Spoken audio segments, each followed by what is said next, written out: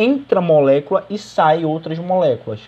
No caso da bomba de sódio e potássio, que é até bastante interessante, é o processo de transporte ativo que gasta energia, do mesmo jeito que esse transporte ativo aqui, SIM-PORT, também gasta energia. Só que a diferença é que aqui é apenas um lado,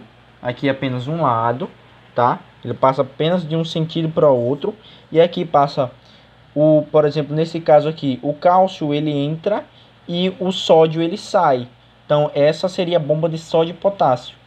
E a proteína, tanto para fazer isso aqui, para colocar ela no mesmo sentido, a substância para dentro ou para fora, ou essa daqui ao mesmo tempo. Continuando, aí você percebe que uma molécula, para gastar energia no transporte ativo, é quebrada uma molécula chamada de ATP, que é a molécula obviamente, que vai fornecer essa energia necessária à proteína para poder fazer a passagem de substância.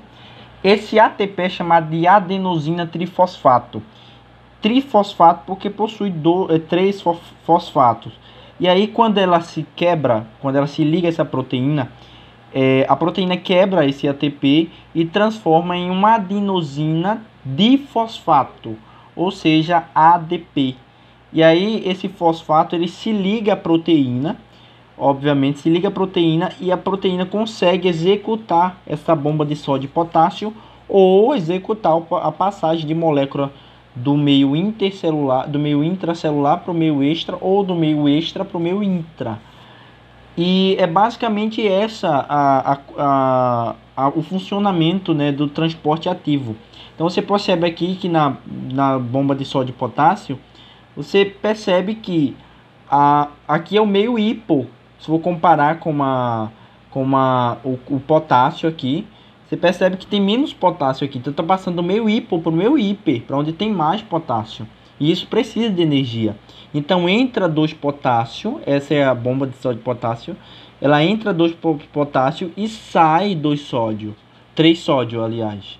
É basicamente isso o transporte ativo. Entrando para outra parte, a gente vai falar da endocitose, que seria basicamente o englobamento de moléculas maiores. Quando existem umas moléculas maiores, aí a célula ela precisa, obviamente, a membrana plasmática precisa se adaptar. E aí a gente pode dividir essa endocitose em pinocitose e fagocitose. A pinocitose é basicamente, como eu falei aqui, a invaginação de líquidos ou pequenas partículas pela membrana. E essa invaginação, ela forma uma vesícula. Então você percebe aqui, essa molécula ela foi invaginada. A membrana plasmática, essa parte amarela, ela se deformou, invaginou e conseguiu. Daqui a pouco ela se fecha aqui e forma isso aqui, ó. Tá vendo ela se fechando aqui? Ela se fecha e passa, obviamente, algum líquido ou alguma partícula sólida pequena. E aí ela se transforma aqui em uma vesícula, que a gente também chama de pinossoma. Essa vesícula pode também ser chamada de pinossoma. Esse é o processo chamado de fagocitose, de invaginação de moléculas menores. Já o processo chamado de o pinocitose é esse processo de moléculas menores, e a fagocitose é o processo que eu vou explicar agora.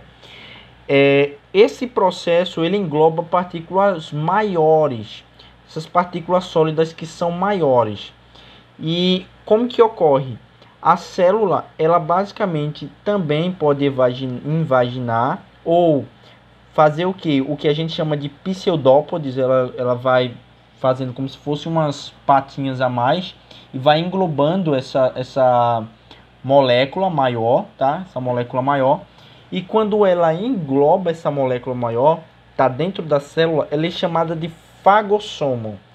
Esse fagossomo vai se unir os lisossomos, tá? Que são organelas de função de digestão.